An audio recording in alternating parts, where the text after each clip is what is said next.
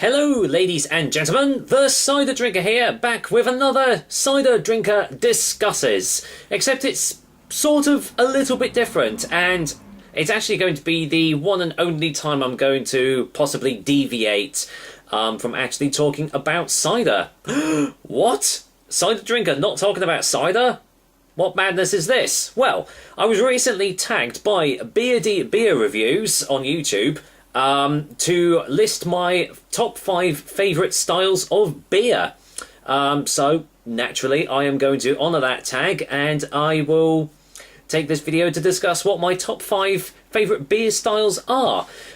So, let's just jump right into it, because, well, if you follow my Untapped, you obviously know that I don't just drink cider, I do like my beers as well. So, let's jump right into it with number 5, my 5th style of beer that I will tend to go for is black IPAs.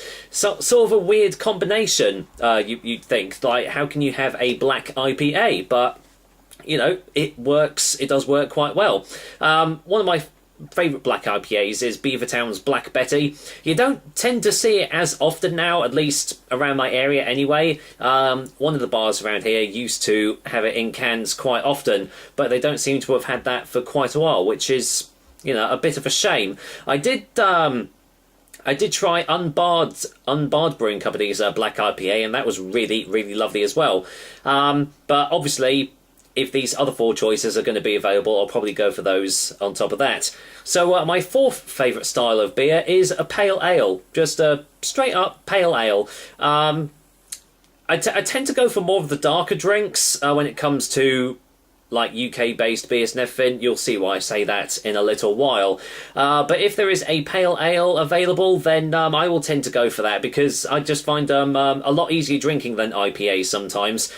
I find that I'm not a big fan of overly bitter beers, or overly bitter drinks in general, which I do find some IPAs actually are, because they have like the IBUs and stuff, but sometimes they do tend to be a bit too bitter, which admittedly some pale ales are as well. But generally they're a lot smoother, a lot easier drinking, and a lot more sessionable as well, because as much as I like to indulge sometimes in like in a double IPA or a triple IPA or something like that, sometimes you just want a nice, easy drinking 3-4% pale ale that you can just sip, have at any time, and, you know, just have a, you know, bloody good time doing so. So yeah, my 4th favourite beer style is a pale ale. We're going intercontinental for the 3rd choice, because my 3rd favourite beer style is a wheat beer, or most likely a German wheat beer, because, well, if you think of a wheat beer, you normally think of a German wheat beer. Although, having said that, I mean, you know, you've got Erdniger, you've got Franziskaner, you know, or Weihenstephaner, which is the world's oldest brewery.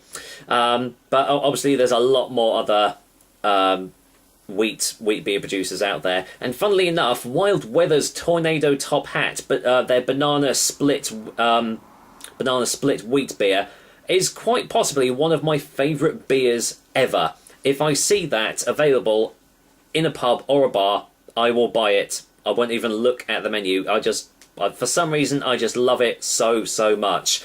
But that is not to take anything away from German wheat beers, because they obviously know how to make a wheat beer. And let's not forget Blue Moon as well, although that has to be served with an orange slice. It doesn't taste the same without an orange slice. But because the other wheat beer producers don't need that sort of like little gimmick and stuff, I obviously rate them a little bit higher. But yeah, my 3rd favourite beer style is a wheat beer. Staying with the intercontinental phase for my 2nd pick, and it is Belgian beer. Not any particular style of Belgian beer, because I just love Belgian beer, full stop.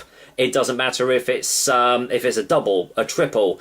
One of my favourite Belgian beers ever is Duchesse de Bourgogne, which is a Flemish red sour ale, which is totally not what I would normally go for. I normally see sour on a bottle and I'm turned away instantly. But a Flemish style red ale is what it's classed as, and there is just something absolutely magical about that beer. So if I do see it available, I will obviously instantly get it. But, I mean, there's so many Belgian beer brewers out there. I mean, you've got your classics like Delirium, you've got St. Bernardus, you've got Castile. Castile Rouge is a fantastic sour cherry drink. It's absolutely fantastic. And I do find, even though Belgian beers tend to be a lot higher ABV in general, we're talking like something like 8% plus. I actually had a 12% Belgian beer, which I know some people out there, they do like their really high ABV beers all the time, but there's something about Belgian beer and the way they brew it that just makes it that little bit extra special. So yeah, in general, my second favourite beer style is Belgian beer, and it doesn't really matter what sort it is. And my number one beer style is cider. No, I'm joking. You guys obviously know that above all of these, if there is really nice cider available, obviously I will pick it. Unfortunately, in most pubs and bars in my area, they don't tend to stock good ciders as far as I'm concerned. But if that is not available and none of these other styles are available, then my number one beer style will be a stout / porter. I'm going to lumber the two together because they are effectively the same drink, but there's a sort of history behind them, which I suppose, look it up on the internet, because there's a lot of description about it. But yeah, I love stouts and porters. And you couldn't really be much different from a cider and a stout or a porter. They're essentially on the opposite ends of the spectrum when it comes to drinking. But there's just something I love about stouts. I especially milk stouts. If I see milk stouts are amazing, in my opinion. I love them. I love the sweetness of them, the creaminess, the full bodiness behind them. There's just I just love them. And I've had a fair few imperial stouts as well, and they've all been absolutely fantastic. I've actually got a can of Magic Rock's Bearded Lady Bourbon Barrel Aged Stout in my fridge right now, 10.5% ABV, and I think it's one of the highest rated stouts on Untapped. So, needless to say, I am very, very much looking forward to that, but I will have to find a time to drink it, because obviously 10.5%, you don't really want it on a work day, do you? So, and I'm busy most weekends, so finding the right time to drink it is going to be something of a mishmash. But yeah, it doesn't matter what sort of style of stout or porter. I mean, you've got loads, haven't you? You've got your imperial stouts, you've got your milk stouts, you've got your not necessarily smoked stouts. I'm not a big fan of smoked beers as well. But yeah, any sort of stout or porter, especially if it's like a coconut porter, like my local beer shop has just got in Death by Coconut, which sounds amazing. I want it, and I want to drink it all. But I think it's by Oscar Blues or something, Oscar Blues Brewing Company, something like that.